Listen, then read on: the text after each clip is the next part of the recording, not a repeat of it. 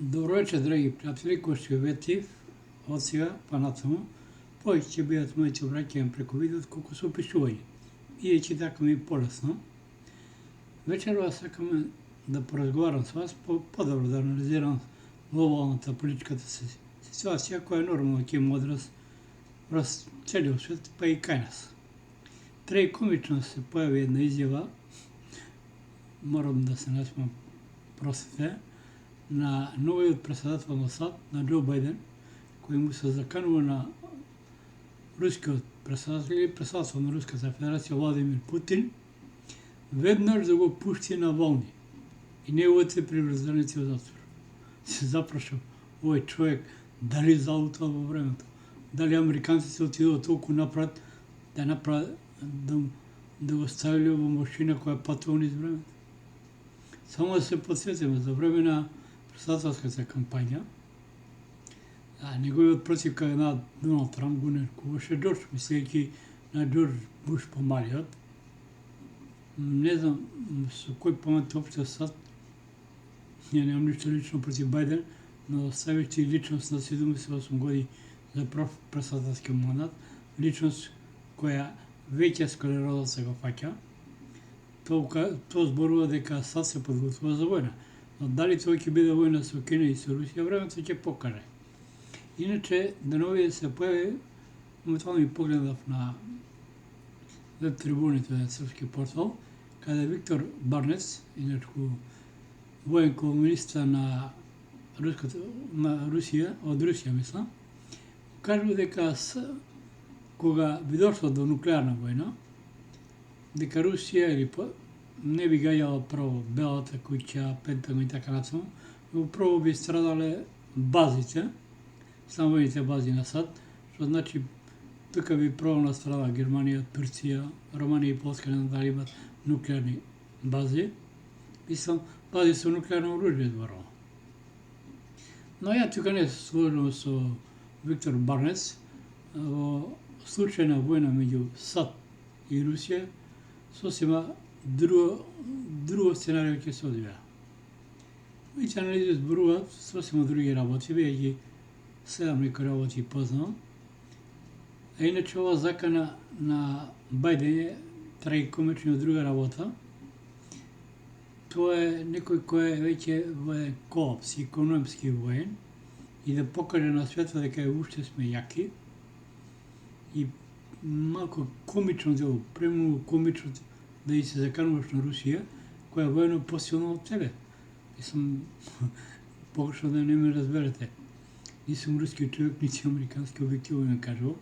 Само ќе цитирам на многу пати съм цитирал, мислам, во мои текстови, изјавата на еден американски генерал, која е дадена пред 5 или 6 години. Не ме држите за збор, кој вели: Русија во моментот е посилна од САД заедно со целото НАТО. Тогаш помина 5 години. Се појавија хиперсоничници или хиперзвучници ракети. Да не зборам за други работи. Само е податок, не знам Бајден колку го знае, дека до вчера Америка, или САД поточно кажано, купуваше ракетни мотори од Русија. Значи не можеше да се одлепи од земјата. Втора работа.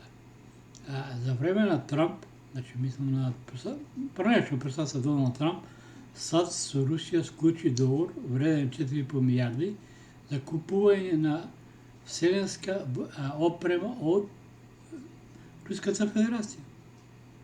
И се молам ти се, ќе му се закануваш на некој со гол газ дека ќе му направиш нешто. Тоа е малку смешно.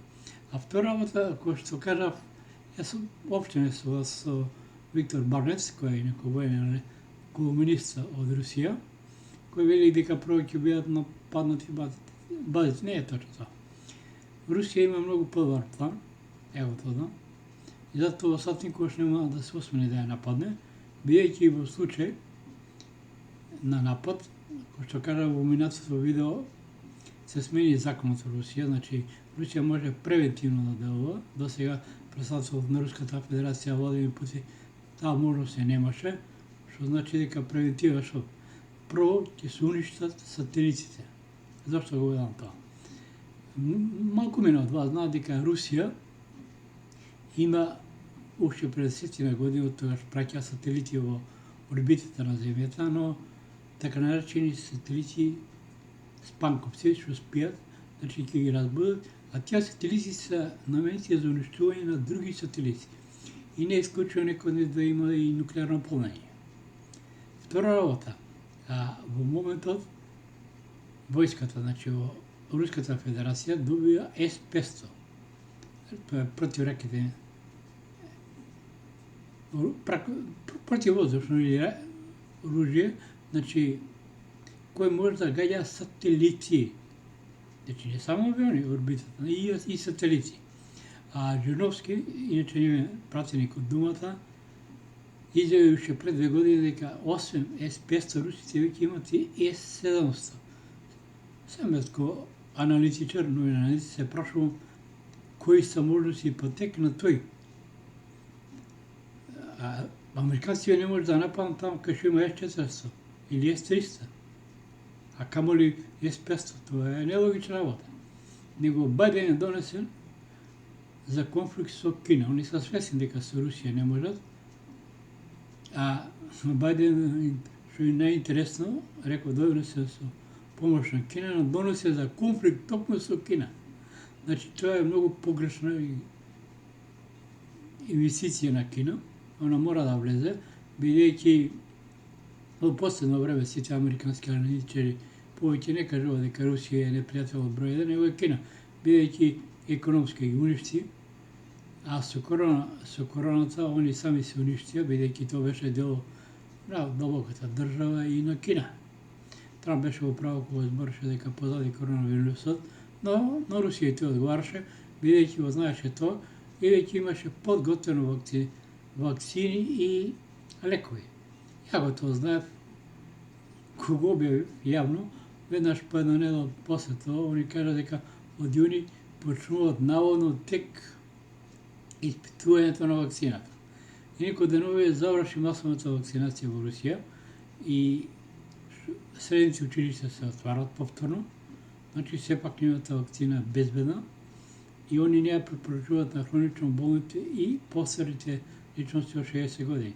Што значи на Путин му е битно секој граѓанин, бидејќи тоа е најголема земја, самиот Сибир е поголем од Европа, значи Руската Федерација, поточно кажано, е дупло поголема од Европа, значи нив, а земја со најмалку или најретко население. Они имаат некаде непуни 160 милиона, за разлика од САД кој има околу 330, значи дупло повеќе од нив. Но овие се нормално поголема земја, зборам на територија. И од ова гледна точка, јас очекувам, наročito сега од крајот на март, поточно 31 март до 21 февруари, не Бајден што се заканува на Путин, него да се случат протести големи во Америка, поточно во САД, бидејќи она држи економски колапс, самата си остави јајето околу врата со короната, поточно длабоката држава, а тоа беше наменето поради изборите во САД, само Трамп да не добие. Добро ни е познато дека таму има скоро 400.000 жртви, на 300 са некаде 1.000 жртви од коронавирусот, тоа е огромна бројка. За разлика од Русија некаде околу 45, не знам дали се или испод 50.000, не ме држите за збор, но тоа повеќе се хронични прашања колку се тоа вистински. Дали русите така намерно ги покажуваат бројките и тоа е големо прашање. Што сакам да ви укажам дека пред нас е интересна година, која ќе носи глобални промени, значи, а тоа ќе се одрази и кај нас.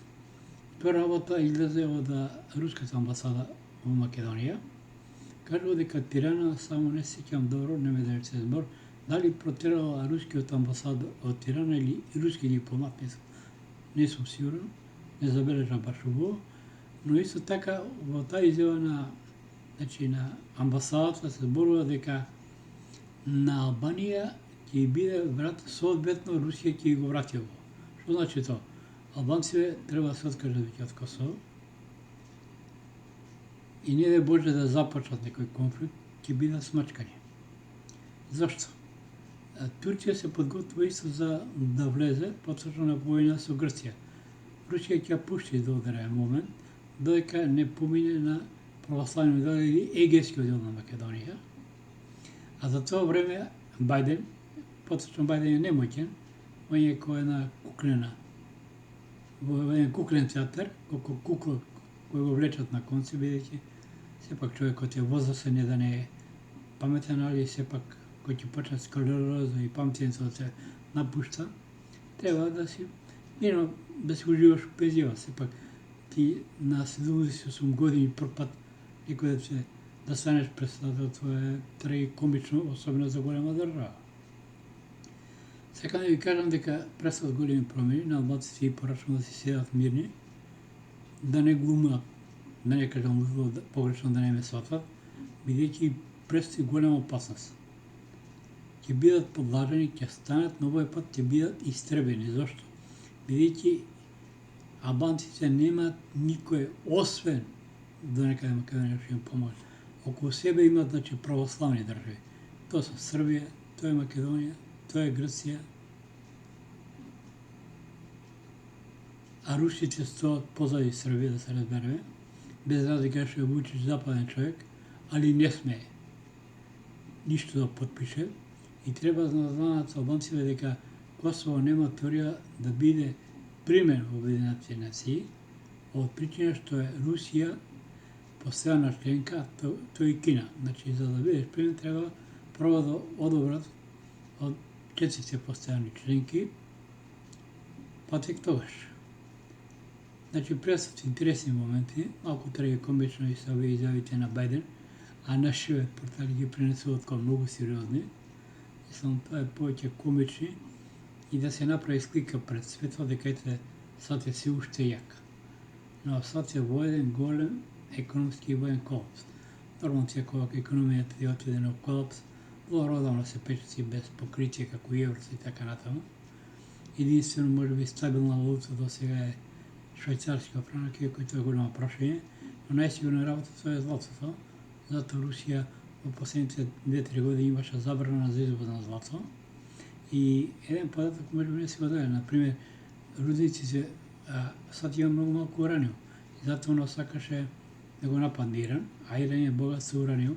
Значи, она повеќе нема ураниум за нивните нуклеарни централи и за бомби. Они од бомби вадат за нуклеарни. Што имаат нешто рудници во САД, зборам за ураниум, а јас се изненадив кога биле дадени под концесија на Русија или на руски компании, мислам, кои се специализирани за вадење на ураниум. Толку и за сега, значи, ќе гледаме цикус.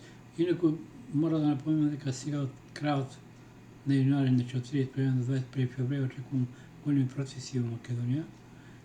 Ја мислам дека законот за пописот не треба да се потпише и да се донесе, а камоли да почне, оти може крв да падне.